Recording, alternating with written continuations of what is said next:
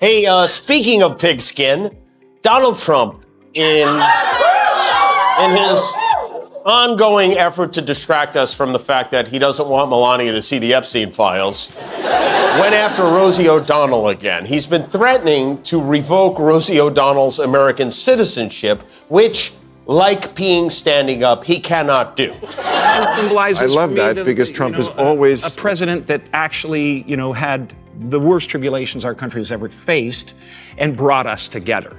Now, the opposite is happening right now. We have a president who started out when the country was together and had a wonderful leader, and he is tearing us limb from limb. Well, destroying every institution that's precious to us. The spectacle of Donald Trump's presidency practically begs for comedy. When Jimmy Kimmel and Jim Carrey aim, it becomes less of a roast and more of a demolition derby of ego, incompetence, and absurdity. Imagine a man who insists he's writing history only to produce something that looks more like bloopers footage spliced together by accident. The nation didn't get a commander.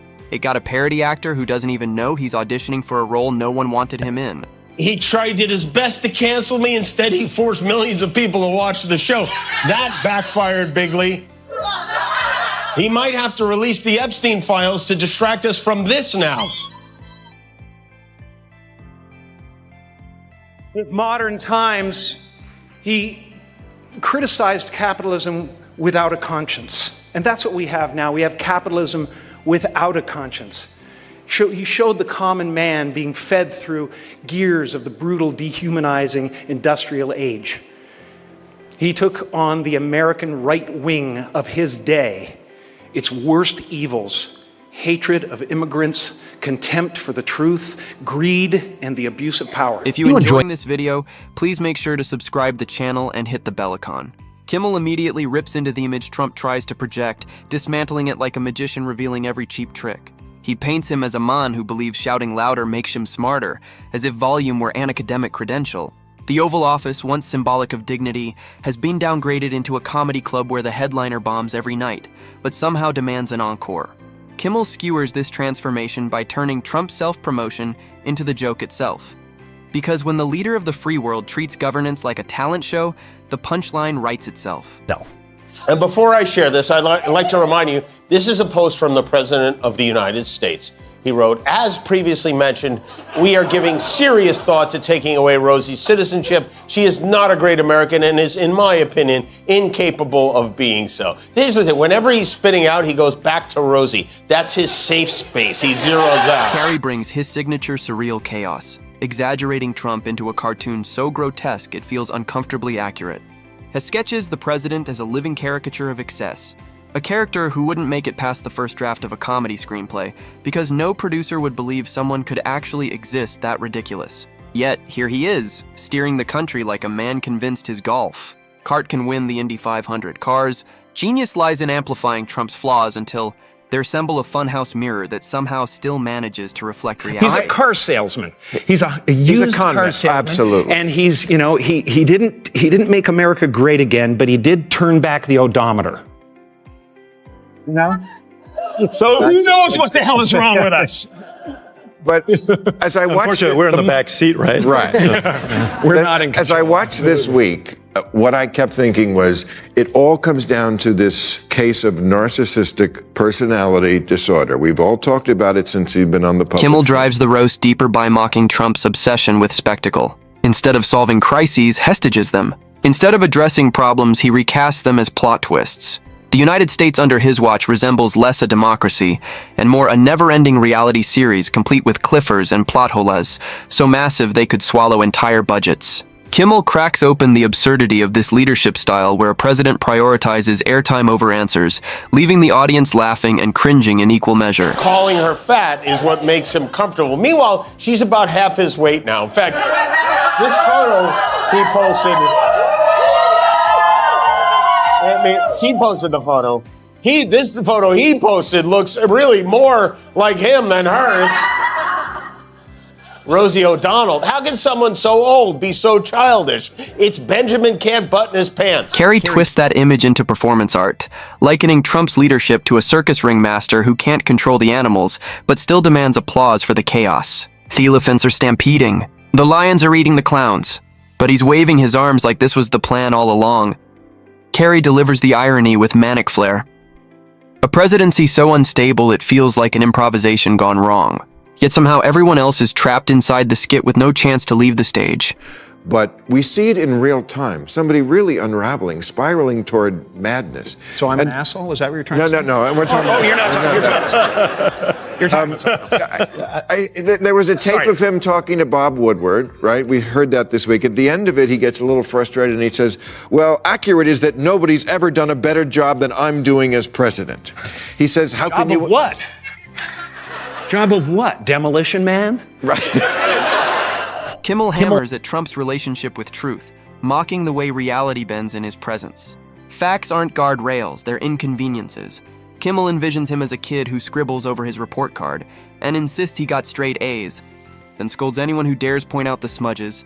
Governance under Trump becomes a parody of accountability where mistakes vanish not because they're fixed, but because he declares them achievements. The laugh comes not just from the audacity, but from how many people nod along as if these smudges weren't glaring. Carrey, never one to shy away from exaggeration, pushes this idea further, imagining Trump's presidency as a surreal museum exhibit. There's a gold-plated room of excuses, a wing of unfinished projects guarded by cardboard cutouts, and a mirror hall where every reflection says, genius, no matter how distorted. Kimmel compares it to a child stomping an ace in box, convinced he's building an empire when he's just ruining everyone else's day. The comedy lands because the image is too accurate. A leader trying so hard to look powerful that he exposes his fragility with every move. They kicked the can in the hopes that, I don't know, we'd be hit by a tidal wave or something, it would wash away, but it didn't wash away. So they tried another dumb idea. Again, this time the House Oversight Committee released some of... Because it highlights how small-minded the obsession really is. Carrey spins this obsession into a scene straight out of slapstick. Trump is a performer who insists on bowing after every line, waiting for cheers that never come. Imagines the Oval Office equipped with a laugh track just to fill the silence. Carrey's surrealism transforms insecurity into comedy gold, turning the hunger for validation into an endless pratfall of desperation. Their combined assault dismantles not just the man, but the myth, leaving behind only the ruins of an ego-driven performance. Now, there was some new information in the documents. Contrary to what Trump's Attorney General Pam Bondi said, there was video of that missing minute of security footage shot outside Epstein's cell. That footage somehow this footage got re-edited more times than the Zack Snyder Justice League cut. And it's a big problem for Trump because the push to release the names isn't just coming from the left. This is a bipartisan effort. It's coming from inside the House. Kimmel continues by underlining how Trump redefined politics around his own personality cult. Institutions, laws, and traditions were bent or broken to accommodate his theatrics. Kimmel mocks the absurdity of a president who behaves like a reality show contestant convinced the rules don't apply to him. The laughter is sharp because it underscores the tragedy. A system designed to protect democracy reduced to background scenery in his never-ending act. Carrey, pushing the exaggeration even further, imagines Trump as a cartoon villain who accidentally wanders into office and decides to stay because the chairs are comfortable.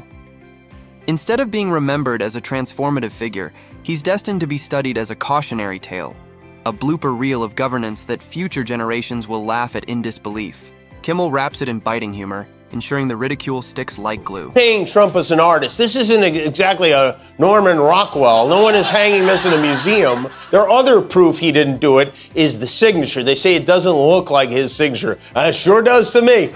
Especially when you compare it to other Trump signatures from that era. They're almost exactly the same. They all end with a long D, which I can only assume is Trump overcompensating for a small D. Carrey closes the roast with surreal brilliance, imagining a future where museums dedicate entire wings to Trump's absurdities.